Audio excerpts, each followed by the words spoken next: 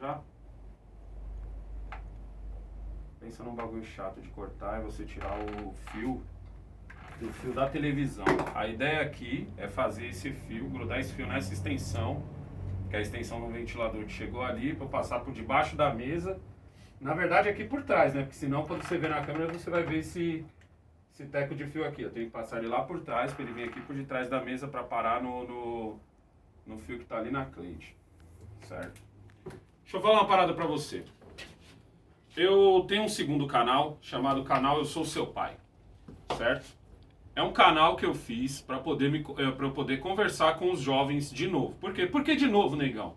Porque antigamente meu canal era um canal voltado ao skate. Se tornou um canal de opinião depois que eu comecei a falar as coisas que eu pensava, e muito a pedido dos jovens.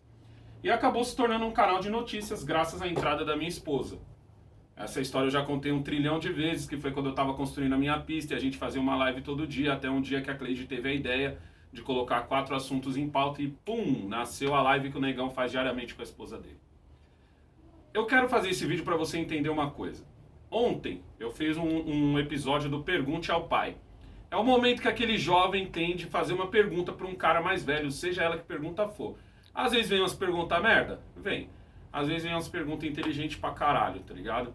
E numa dessas perguntas veio a ideia do seguinte: negão, como você acha que vai estar o Brasil caso o Bolsonaro ganhe a eleição? Você acha que ele muda muito? E aí na mesma pergunta o cara falava: e num outro cenário onde o Lula ganha a eleição? Porque, eu não sei se você já percebeu, mas o cenário hoje está muito simples, certo? Antigamente estava Bolsonaro e todos, tá ligado? Porque eu boto o todos na mesma régua. Se tivesse que... Por exemplo, se a gente tivesse que dividir um lado da mesa aqui, ó, hoje, tivesse que dividir um lado, eu colocaria sentado aqui, eu falaria: Bolsonaro, por favor, senta aqui do lado de cá.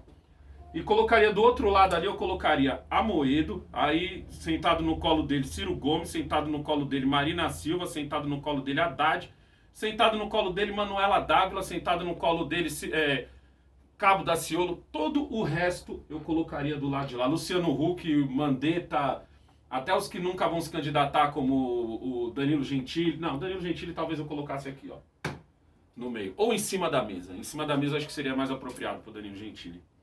Porque eu não acredito sinceramente que ele vai se candidatar. Pra mim é só uma brincadeira isso. Mas, quando o jovem perguntou isso, porque no meu outro canal existe uma regra, é a única regra do canal, que é: não se fala de política.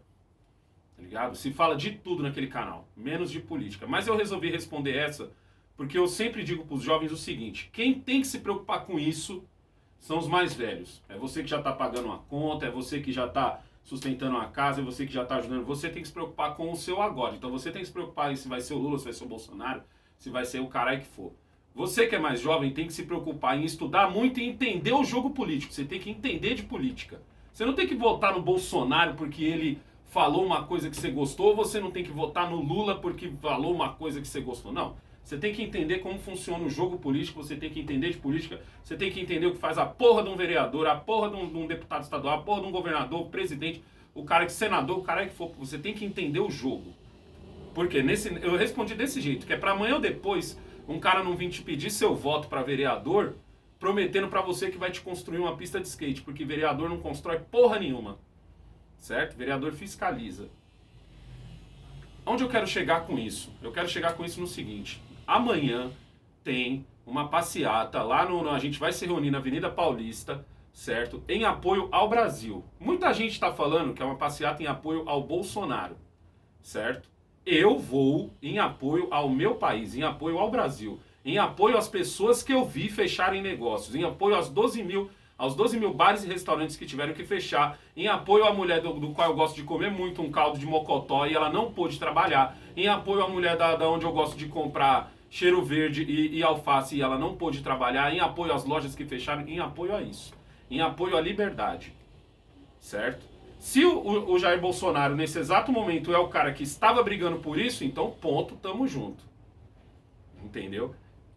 Muita gente está indo em apoio ao Bolsonaro em si. Eu acho certo vender a ideia de que você tem que ir em apoio ao Brasil, em apoio ao brasileiro, em apoio às liberdades. Ontem Eduardo Cunha já tá soltão. O Daniel Silveira, que é deputado federal, que ele tem o direito por lei de falar a merda que ele quiser, Esse está cada vez mais no bico do corvo. Nós estamos num país onde o Lula está solto, certo? E o Sérgio Moro, se dizer bom dia, a 12:05, que já é hora de dizer boa tarde, é capaz dele ser preso também. Esse é o país que você está vivendo. Tá ligado? Esse é o país que você está vivendo. Eu acho que no mínimo que a gente tem que fazer é aparecer para fazer o volume, para que o pessoal lá tenha medo.